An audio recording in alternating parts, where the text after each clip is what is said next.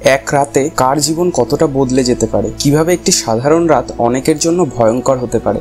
আজকের এই মুভির গল্পে সেটাই আমরা জানতে চলেছি। তো বন্ধুরা, welcome to our explanation channel Explanet Bangla. আজকে নিয়ে চলে এসেছি একটি নতুন থ্রিলার মিস্ট্রি মুভির গল্প। এই মুভির গল্পটা আপনাদের সত্যি অনেক ভালো লাগবে। শুরু করার আগে যদি আমার ভিডিও এক্সপ্লেনেশনগুলো আপনাদের ভালো লেগে থাকে তাহলে অবশ্যই ভিডিওগুলোকে লাইক করবেন আর চ্যানেলটিকে সাবস্ক্রাইব করে বেল আইকনটি ক্লিক করতে একদম ভুলবেন না। তো চলুন সরাসরি গল্পে চলে যাওয়া যাক। গল্পের শুরুতে আমরা একজন রেডিও অপারেটরকে দেখি। তিনি রেডিও স্টেশনে বলতে শুরু করে যে আমাদের মধ্যে বেশিরভাগ মানুষ রাতকে খুব সাধারণ জিনিস মনে করে, যেখানে অনেকে শুধু ঘুমিয়েই রাত কাটিয়ে দেয়। কিন্তু যদি মনোযোগ দিয়ে দেখা যায় তবে রাত দিনের চেয়েও বেশি গুরুত্বপূর্ণ সময়, যেখানে অনেকের ভাগ্য এই রাতেই কিন্তু বদলে যায়। এরপরে আমরা সরোজ নামের একজন যৌনকর্মীকে দেখি, যে রাতে প্রস্তুত হয়ে তার বাড়ি থেকে রেড লাইট এলাকায় বেরিয়ে যায়, যেখানে পৌঁছানোর সময় সরোজ অটোওয়ালার সাথে কিছুক্ষণ কথাও বলে। এরপর অটোওয়ালা তাকে তার জায়গায় নামিয়ে দেয়। আসলে অটোওয়ালাও বুঝতে পেরেছিল যে সরোজ একজন যৌনকর্মী। এরপরে আমরা আবার 5 বন্ধুকে দেখি, যারা একেবারে লম্পটের মতো গাড়ি নিয়ে শহরে ঘুরছে। সেই সময় তাদের মধ্যে একজনের কাছে অঞ্জলি নামে একটি মেয়ের ফোন আসে। তখন সেই ছেলেটি সবাইকে অঞ্জলির ফোন দেখিয়ে বলে, তোরা দেখ, এবার আমি এই ফোন না ধরেই সরাসরি অঞ্জলির কাছ থেকে টাকা নিতে যাব। সেখানে সেই ছেলেদের মধ্যে সুরজ নামের একটি ছেলে গাড়ি চালাচ্ছিল। আসলে সুরজ নিজেই অঞ্জলির প্রেমিক ছিল। বন্ধুদের মধ্যে এখানে কি চলছে, এরা অঞ্জলির থেকে টাকার কথা কেন বলছে, এগুলো সব আমরা একটু পরেই জানতে পারবো। এবার আমরা ডেভিড নামের এই লোকটিকে দেখি। ইনি একজন চোরা কারবারি লোক ছিল, যে একটি হোটেলে এক ব্যক্তির সাথে দেখা করতে এসেছিল। সেখানে সেই ব্যক্তি ডেভিডকে একটি ব্যাগ দিয়ে তাকে সেই ব্যাগটি কোথাও পৌঁছে দেওয়ার জন্য কাজ দেয়। ডেভিড ও ব্যাগ নিয়ে বেরিয়ে পড়ে। এবার আমরা এই মেয়েটিকে দেখি, এর নাম হলো এলসা। দেখা যায় যে সে সেজেগুজে কোথাও যাওয়ার জন্য তৈরি হচ্ছে। এলসার বন্ধু মীরা তাকে জিজ্ঞাসা করে, তুই কোথায় যাচ্ছিস? এলসা উত্তর দেয়, বাইরে আমার জন্য অনেকে অপেক্ষা করছে। এরপর এলসা বাইরে যাওয়ার জন্য পুরোপুরি প্রস্তুত হয়ে যায়। এরপর আমরা অশোক নামের এই লোকটিকে দেখি, যাকে দেখে বোঝা যায় যে অশোক খুব বড় কোনো সমস্যার মধ্যে দিয়ে যাচ্ছে। আর সেই কারণেই অশোক তার বন্ধু চান্দুর কাছ থেকে একটি বন্দুক নেয়। তখনই অশোকের কাছে এলসার কিছু মেসেজ আসে। এই মেসেজ দেখে অশোক আরো ঘাবড়ে যায় এবং ঘাবড়ে গিয়ে সে কোথাও যাওয়ার জন্য বেরিয়ে পড়ে। এরপরে আমরা বিবেক নামের আরেক ব্যক্তিকে দেখি। এই বিবেকের কাছেও এলসার কিছু মেসেজ আসে, যদিও সেই মেসেজগুলো বিবেকের স্ত্রী দেখে ফেলে। বিবেকের কাছে এইরকম একটা মেয়ের মেসেজ এসেছে, এটা দেখে তার সন্দেহ হয়। সে ভাবে যে বিবেকের হয়তো অন্য কোথাও সম্পর্ক আছে বা সে অন্য কোনো খারাপ কাজে যুক্ত রয়েছে। কিন্তু বিবেক কোনো রকমে তার স্ত্রীকে বুঝিয়ে শুনিয়ে ঘরে গিয়ে ঘুমোতে বলে। তারপরই দেখা যায় বিবেকের কাছে এলসার কিছু ভিডিও আসে, যেখানে বিবেক ও এলসা ইন্টিমেট অবস্থায় ছিল। বোঝা যায় এখানে এই ভিডিও ও ছবিগুলোর মাধ্যমে এলসা বিবেককে টাকার জন্য ব্ল্যাকমেল করছে। এলসা বিবেককে হুমকি দেয় যে সে যদি টাকা না দেয় তাহলে এই ভিডিওগুলো সে তার স্ত্রীকে পাঠিয়ে দেবে। এখানে আপনাদের বোঝার জন্য বলে দিই, এই সমস্ত ঘটনা কিন্তু একই শহরের মধ্যেই ঘটছে। মানে এই গল্পটা হলো একটাই শহরের আর একটাই রাতের ঘটনা। এরপরে আমরা এলসার ভাইকে দেখি, যে তার বন্ধুর সাথে গাড়িতে কোথাও যাচ্ছিল এবং সেই সময় সে তার বন্ধুকে বলে, আমার মনে হয় আমার বোন এলসা কিছু খারাপ কাজ করছে এবং আমাকে জানতে হবে যে সে কি করছে, সে যেন কোনো বিপদে না পড়ে। এবার আমরা সরাসরি সেই 5 জন ছেলেকে দেখি, যারা রাস্তায় পাশে তাদের গাড়ি থামায় এবং সেখানে সরোজও দাঁড়িয়েছিল। 5 জনই ভাবে যে তারা সরোজের সাথে এই রাতটা কাটাবে, কিন্তু সরোজ ওই 5 জনকে দেখেই ভয় পেয়ে যায়। সরোজের ওই 5 জনকে একদমই ভালো লাগেনি, যার কারণে সে অন্য একজন গ্রাহকের কাছে চলে যায়। এরপরে এই 5 জনের মধ্যে একজন ছেলে অঞ্জলির কাছে যায় এবং অঞ্জলির কাছ থেকে 1 লক্ষ টাকা নিয়ে অঞ্জলির সামনে তার ফোন থেকে কিছু ভিডিও ডিলিট করে দেয়। আসলে অঞ্জলি সুরজের বান্ধবী ছিল এবং সেই সময় সুরজ ও অঞ্জলি ইন্টিমেট হয়েছিল এবং সুরজ সেই ভিডিওগুলো রেকর্ড করে রেখেছিল। তারপর সে তার বন্ধুদের কথায় অঞ্জলিকে ব্ল্যাকমেল করতে শুরু করে, যার মাধ্যমে তারা অঞ্জলির কাছ থেকে অনেক টাকা নেয়। যদিও এবারও তারা ভিডিওটা ডিলিট করেনি, শুধু অঞ্জলির সামনে ভিডিও ডিলিট করার ভান করেছে। সুরজ তার 4 বন্ধুকে বলে, আমাদের এখন এই ভিডিওগুলো ডিলিট করে দেওয়া উচিত, আমরা আর কত ব্ল্যাকমেল করব। তার বন্ধুরা বলে, তুই কি পাগল হয়েছিস? এই টাকা তো কিছুক্ষণের মধ্যে শেষ হয়ে যাবে, তখন আমরা কি করব?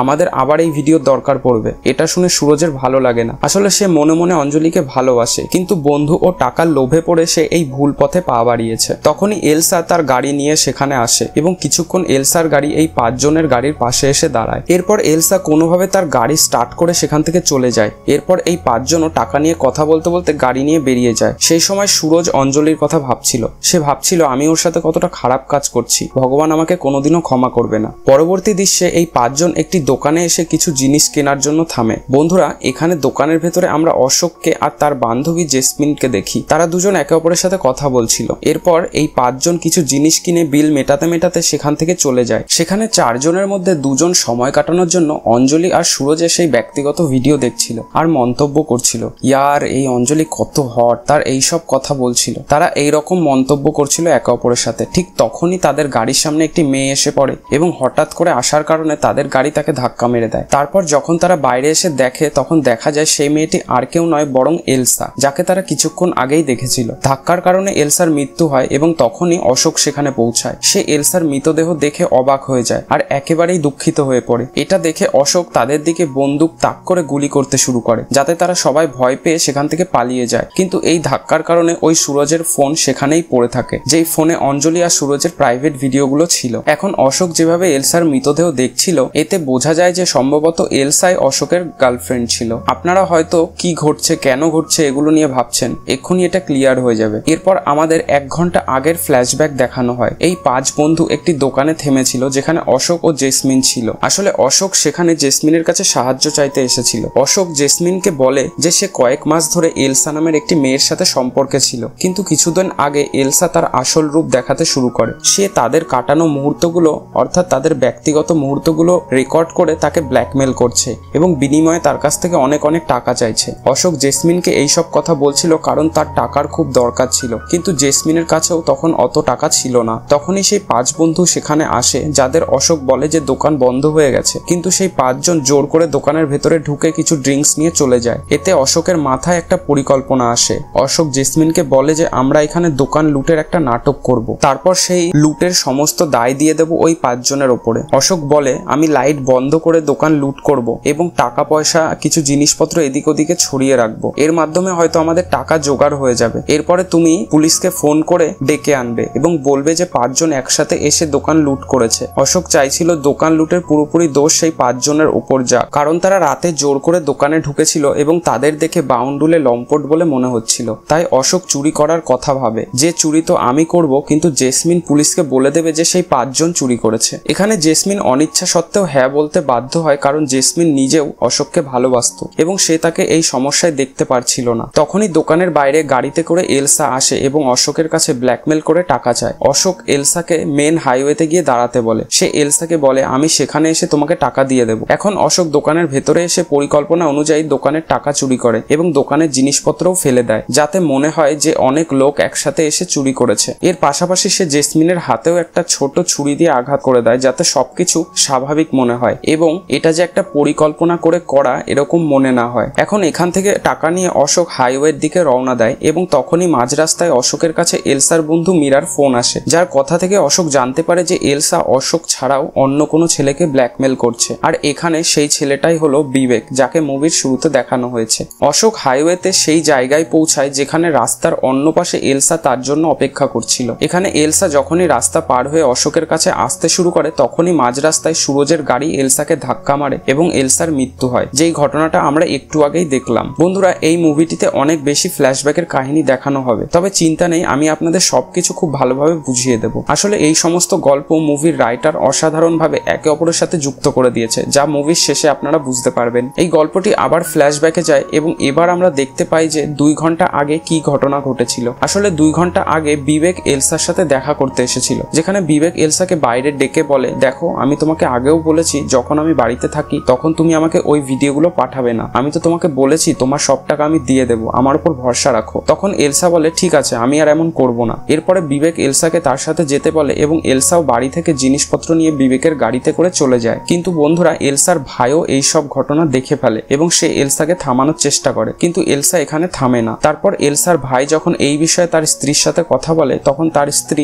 এলসার সম্পর্কে খুব খারাপ কথা বলে এবং এলসাকে একরকম চরিত্রহীন মেয়ে হিসাবে দেখিয়ে দেয়। এরপর আমরা এলসা ও বিবেককে একটি ফাঁকা জায়গায় ইন্টিমেট হতে দেখি। কিছুক্ষণ পরে এলসা সেখান থেকে ভয়ে বেরিয়ে আসে এবং বাড়ি ফিরে তার ভাইয়ের কাছ থেকে গাড়ির চাবি নিয়ে দ্রুত অন্য কোথাও চলে যায়। তারপর সে রাস্তায় অশোকের সাথে দেখা করে এবং তাকে কোনো রকমে অজুহাতে ফাঁসিয়ে তার পার্স চুরি করে নেয়। তারপর সেই পার্স নিয়ে এলসা সেই জায়গায় পৌঁছায় যেখানে যেখানে কিছুক্ষণ আগে এলসা ও বিবেক একসাথে ছিল। এখানে আমরা দেখতে পাই সম্ভবত কারো রক্ত পড়ে আছে, কিন্তু ভালোভাবে এখনই এখানে কিছু বোঝা যায় না। বন্ধুরা, এলসা তারপর তার গাড়িটি সেই জায়গা থেকে জঙ্গলের রাস্তা ধরে অন্য কোথাও নিয়ে যেতে শুরু করে। সেই সময় একটি গাছের কাঠের টুকরো তার গাড়িতে পড়ে এবং গাড়িটি সেখানেই আটকে যায়। তারপর এলসা হেঁটে হাইওয়েতে আসে। এই সময়টাই একটু আগে দেখানো হলো। এই সময় সে তার বন্ধু মীরাকে ফোন করে বলে যে সে বিবেকের সাথে দেখা করতে এসেছিল, কিন্তু সম্ভবত অশোক তাকে দেখে ফেলেছে। বন্ধুরা, এখানে এলসা কেন এমন বলল সেটা একটু পরেই বুঝতে পারবেন। এরপরে মীরা সরাসরি অশোককে এই কথাগুলো বলে এবং এখানেই একটু আগে আপনাদের বললাম অশোক এখানে বুঝতে পারে যে এলসা তাকে ছাড়াও অন্য কাউকে ব্ল্যাকমেল করছে। তারপর এলসা হাইওয়েতে পৌঁছায় এবং এরপর কিভাবে তার দুর্ঘটনা ঘটলো সেটা তো আমরা একটু আগেই জানলাম। এবার আমরা মুভির শুরুর দৃশ্যে যাকে দেখেছিলাম অর্থাৎ ডেভিডকে দেখি, যে হোটেলে পাওয়া ব্যাগটি অন্য কোথাও নিয়ে যাচ্ছিল। তখনই তার গাড়ির ওপর হঠাৎ একটি বড় জিনিস পড়ে, যাতে তার সামনের কাঁচ ভেঙে যায় এবং ডেভিড পুরোপুরি হতবাক হয়ে যায়। সে বুঝতে পারে না যে কি হলো, যার কারণে সে বাইরে এসে দেখে এবং একটু খোঁজার পর সে একটি মানুষের মৃতদেহ দেখতে পায়। এতে ডেভিডের মনে অনেক ভয় সৃষ্টি হয়। ডেভিড মনে মনে ভাবে, আমি কি আমার গাড়ি দিয়ে এই মানুষটাকে ধাক্কা মেরে দিয়েছি? চেক করে দেখে যে সে মারা গেছে। ডেভিড এই ভেবে খুব চিন্তায় পড়ে যায় যে আমি এটা কি করলাম, আমার কারণে একজনের জীবন চলে গেল। অন্যদিকে বন্ধুরা, আমরা অশোককে দেখি যে এলসার মৃতদেহর কাছেই ছিল। তখনই সেখানে একজন পুলিশ অফিসার আসে, যে মৃতদেহ এবং অশোকের হাতে বন্দুক দেখে তাকে সন্দেহ করতে থাকে। তখন অশোক বলে, স্যার আমি কিছু করিনি, এই মেয়েটিকে একটি অজানা গাড়ি এসে ধাক্কা মেরে দিয়েছে এবং তারা পালিয়ে গেছে। অফিসার বলে, ধরে নিলাম তুমি এখানে কিছু করনি, কিন্তু তোমার হাতের ওই বন্দুক আর তুমি যে একটু আগে কি কি করেছো সেই সবকিছু আমরা জানি। এইসব বলে তিনি অশোককে পুলিশের গাড়ির কাছে নিয়ে আসে। এখানে আবার পুলিশের গাড়ির ভিতরে জেসমিন বসেছিল। এটা দেখে অশোক আরো বেশি অবাক হয়ে যায়। আসলে অশোকের চুরি করার প্ল্যানটা দারুণ ছিল, কিন্তু তারা বোকার মতন কাজ করে ফেলেছিল। জেসমিন আর অশোক দোকানের সিসিটিভি ক্যামেরাটাই বন্ধ করতে ভুলে গিয়েছিল, তাই তাদের নকল চুরি পুলিশের কাছে ধরা পড়ে যায়। আর এই কারণেই দুজনকেই গ্রেফতার করে নিয়ে যাওয়া হয়। এখান থেকে যাওয়ার আগে সেই পুলিশ অফিসার এলসার মৃতদেহর সাথে কিছু অফিসারকে রেখে যায়। তখন বন্ধুরা আমরা সেই 5 বন্ধুকে আবারও দেখি, যাদের মধ্যে একজনের পায়ে আঘাত লেগেছিল, যেটা তখনই লেগেছিল যখন তাদের গাড়ি এলসাকে ধাক্কা মেরেছিল। তখনই তাদের ফোনও সেখানে পড়ে গিয়েছিল, তাই যে ড্রাইভার ছিল মানে সুরজ সেই ফোনটি নিতে আবারও সেখানে ফিরে আসে। কিন্তু সেই সময় সেখানে পুলিশের তদন্ত চলছিল এবং পুলিশ যে কোনো সময় সেই ফোনের কাছে পৌঁছাতে পারত। তাই এই ভয়ে সুরজ কোনোভাবে চালাকি করে খুব কষ্টে সেই ফোনটি খুঁজে বের করে এবং সেটি তুলে সেখান থেকে দৌড়াতে শুরু করে। তাকে দৌড়াতে দেখে সেখানে দাঁড়িয়ে থাকা সব অফিসার তার পিছনে দৌড়াতে শুরু করে। কিছুক্ষণ পরে তারা তাকে ধরে তার ফোন ছিনিয়ে নেয়। তখনই সেখানে সুরজের বন্ধুরা এসে পড়ে এবং তারা সবাই মিলে অফিসারকে মারধর করে তাদের ফোন ফিরিয়ে নিয়ে গাড়িতে করে পালিয়ে যায়। এরপর এই খবর পুলিশ অফিসারের কাছে পৌঁছায় যে 5 জন ছেলে তদন্তকারী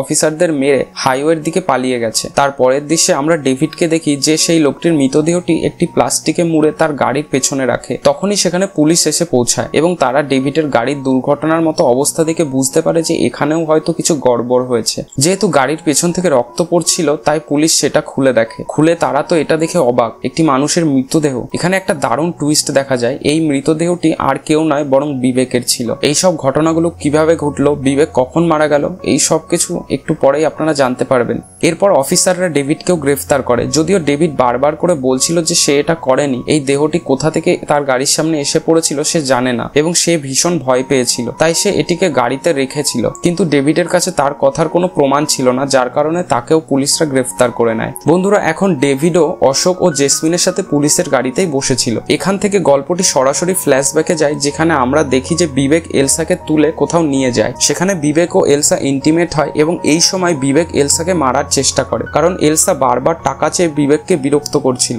এরই মধ্যে দুজনের মধ্যে ধস্তাধস্তি হয়। তারপর এলসার হাতে একটি লোহার রড আসে, যা দিয়ে সে বিবেকের মাথায় মেরে তাকে শেষ করে দেয়। এখন আপনাদের মনে আছে যে এলসা ভয় পেয়ে সেখান থেকে বেরিয়ে এসেছিল, আর এটাই ছিল সেই ভয় পাওয়ার কারণ। সে ভয় পাচ্ছিল কারণ সে বিবেককে মেরে ফেলেছিল। এলসা তারপর বাড়ি ফিরে গাড়ি নিয়ে অশোকের সাথে দেখা করে এবং তার পার্স চুরি করে। এছাড়াও সে তার বন্ধু মীরাকে বলেছিল যে অশোক তাকে এবং বিবেককে দেখে ফেলেছে। এখানে আরেকটা মাথা ঘোরানো টুইস্ট জানা যায়। আসলে এলসা নিজেই চেয়েছিল যেন মীরাকে সে যা যা বলছে সেগুলো সে যেন অশোককে বলে দেয়। তার পরিকল্পনা ছিল যে অশোক তার খোঁজে ঠিক এই জায়গায় পৌঁছাবে আর রেগে গিয়ে বিবেকের কাছে আসবে। এরপর যখন বিবেককে মৃত অবস্থায় দেখবে তখন অশোক তাকে মারার মামলায় ফেসে যাবে এবং এলসার ওপর এর কোনো সন্দেহই আসবে না। তাই এলসা অশোকের পার্স চুরি করে বিবেকের মৃতদেহর কাছে রেখে দেয় এবং সেখান থেকে চলে যায়। বাপরে বাপ, কি ভয়ঙ্কর বিষাক্ত মেয়ে। বন্ধুরা, এরকম মেয়ে যেন কারোর লাইফে না আসে। এখানে অশোকের আসার আগেই এলসার বড় ভাই সেই জায়গায় চলে আসে, কারণ সে এলসার পিছু নিচ্ছিল। তার মনে হচ্ছিল যে তার বোন হয়তো হয়তো কোনো খারাপ কাজ করছে। তখনই সে সেখানে বিবেকের মৃতদেহ দেখে। এটা দেখে এলসার ভাই বুঝতে পারে যে বিবেককে এলসাই মেরেছে এবং এতে এলসা ফেঁসে যেতে পারে। তাই এলসার বড় ভাই বিবেকের মৃতদেহ গাড়ি করে নিয়ে একটি সেতুর কাছে যায় এবং ওপর থেকে বিবেকের মৃতদেহটা নিচে ফেলে দেয়। যে মৃতদেহটা নিচে গিয়ে সরাসরি গিয়ে পড়ে ডেভিডের গাড়ির ওপরে। আর এখানেই বোঝা যায় যে ডেভিডের গাড়ির ওপরে কার মৃতদেহ পড়েছিল আর কিভাবে পড়েছিল। আর এই জন্যই ডেভিডের মনে হয় যে সে কোনো মানুষকে ধাক্কা মেরে দিয়েছে। এখানে আরেকটা সবচেয়ে মজাদার অবাক করা বিষয় ধরা পড়ে। বিবেকের মৃতদেহ নিচে ফেলে দিয়ে এলসার বড় ভাই বারবার কাউকে যেন ফোন করছিল এবং এখানে দেখা যায় যে সে আর কেউ নয় বরং ডেভিড নিজেই ছিল, যাকে সে বারবার ফোন করছিল। আসলে এই যে ডেভিড, সেও এলসার দ্বিতীয় ভাই ছিল। আর এটাই সব থেকে মজাদার বিষয় যে এক ভাই তার বোনকে বাঁচানোর জন্য তার অন্য ভাইকে খুনের মামলায় ফাঁসিয়ে দেয়। এইভাবে বিবেকের মৃত্যু হয় এবং ডেভিড কিছু না করেই এতে ফেঁসে যায়। শুধু তাই নয়, পরে পুলিশ সেই 5 বন্ধুকেও গ্রেফতার করে এবং তাদেরও জেলের হাওয়া খেতে হয়। অর্থাৎ অশোক এবং জেসমিন নকল চুরির জন্য, 5 বন্ধু পুলিশের সাথে ঝগড়া করার জন্য, ডেভিড বিবেককে মারার জন্য, মানে এই সবাই পুলিশের কাছে গ্রেফতার হয়। হয়তো মুভিতে পরে ডেভিড ছাড়া পেয়ে যেতে পারে, কারণ যখন বডিটি পোস্টমর্টমে পাঠানো হবে তখন হয়তো সবকিছু ধরা পড়ে যাবে, কিন্তু মুভিটি এর আগে আর দেখানো হয় না, এখানেই শেষ হয়ে যায়। পরের দৃশ্যে দেখানো হয় বিবেকের স্ত্রী বাড়িতে বিবেকের জন্য অপেক্ষা করছিল। অন্যদিকে অঞ্জলি জানতে পারে যে তাকে ব্ল্যাকমেল করা সেই 5 জন ছেলে একটি মেয়েকে গাড়ি দিয়ে ধাক্কা মেরেছে, যার কারণে তারা গ্রেফতার হয়েছে এবং এই খবর জেনে সেও খুব খুশি হয়। আর এইখানেই আজকের এই অসাধারণ টুইস্টে ভরপুর মুভিটি শেষ হয়। বন্ধুরা, আজকের এই মুভিটি সত্যি অসাধারণ টুইস্টে ভরপুর মুভি ছিল। আমার তো এই মুভিটা খুব দারুণ লেগেছে। আপনাদের কেমন লেগেছে অবশ্যই কমেন্টে জানাবেন। আর এরকমই মিস্ট্রি থ্রিলার মুভির এক্সপিরিয়েন্স পেতে অবশ্যই সাবস্ক্রাইব করবেন এক্সপ্ল্যানেড বাংলা চ্যানেলটিকে। আর ভিডিও ভালো লাগলে লাইক করতে একদম ভুলবেন না। আজকের জন্য এই পর্যন্ত, দেখা হবে পরের ভিডিওতে।